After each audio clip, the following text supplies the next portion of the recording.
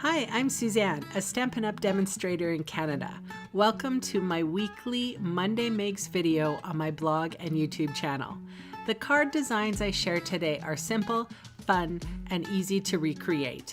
I also sell the products I feature in this video. I hope you enjoy my free video tutorial and would love to see you shop with me. For today's card, I am featuring the stamp set called Lovely You. This stamp set has lots of small little images and also some really nice sentiments. And what I like most about this stamp set is the font and the fact that the sentiments are different. Like, love is what makes us family, or miles apart but still in my heart. Cherished friend, you're my person, just because. Trust me, you're lovely. Smile. Let's cheer you up. Always, which is really nice. And I'm going to share with you a masking technique. It's really simple. This is frog tape, and I get this from a hardware store. It's called Rona, and you can find it anywhere, actually. It is a delicate surface tape, and I'm just measuring off 2 strips. This is 1 inch strip, and I'm placing the tape on my arm to neutralize the stickiness of it's already pretty, it's almost like Post-it tape. It's very, like non-sticky, but I still don't want to take the chance of ripping my card.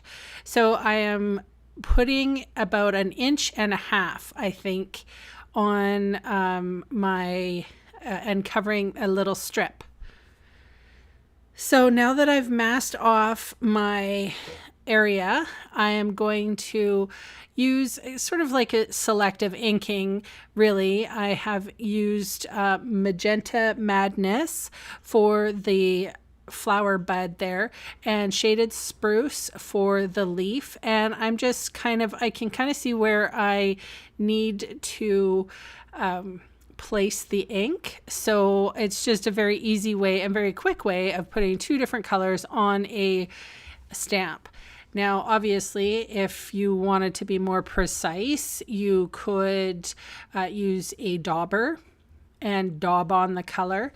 I find that a dauber is really good for, like here, I'm doing it here. It is a little softer of a look. I find that if I was to ink the stamp directly, I get a definitely more crisp image. But this works because this particular image that I'm working with is very small, so I didn't want to run the risk of not inking up it correctly. All right, so moving on to the leaves, I have, let's see, what did I use for the flowers? That was Mango Melody.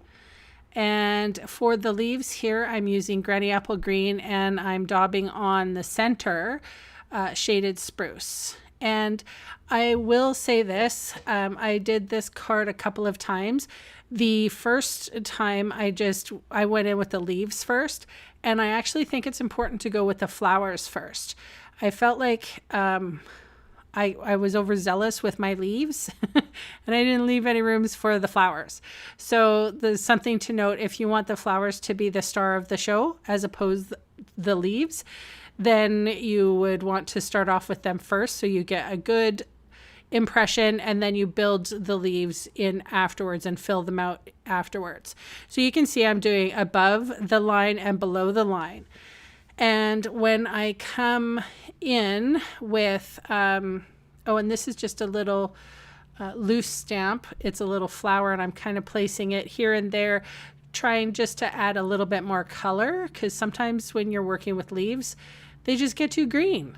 And all of a sudden it's a green card instead of a sort of a summery, bright, card. All right, so this is the fun part. So I have this frog tape, and I am doing this real speed, I believe. So it's very, very slow, and I'm bending that tape like over itself so as not to rip anything.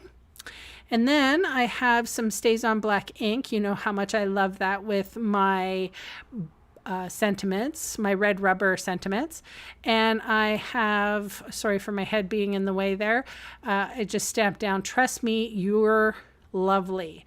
Now I have two little silver strips here. I actually have the, it's like that die cut adhesive on the back of it. And then I just had removed the release paper. And I'm sure that you've heard me talk about the, let me think here. What is it called? Multi-purpose adhesive sheet. It's probably the best invention, you know, of any kind of adhesive. So I just put a little strip of silver on that, cut it away, and then cut the silver piece down to the size that I wanted, remove the release paper. And you can see here that I'm butting up one of the little silver strips onto a ruler to make sure that I'm absolutely correct. When you're dealing with simple cards like this, something like an uneven silver strip or line will be glaringly crooked, and you know how that drives me nuts, so it probably drives you nuts too.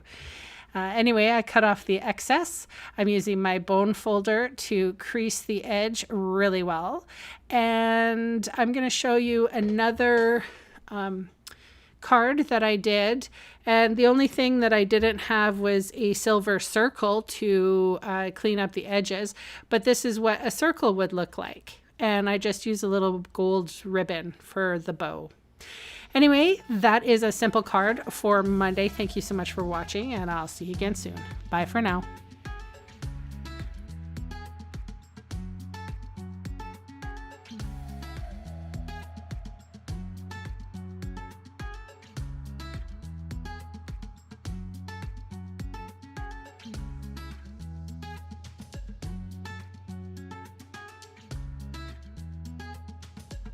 Hey, thanks for sticking around to the end of the video.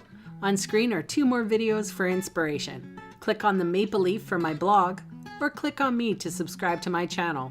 Thanks again for watching.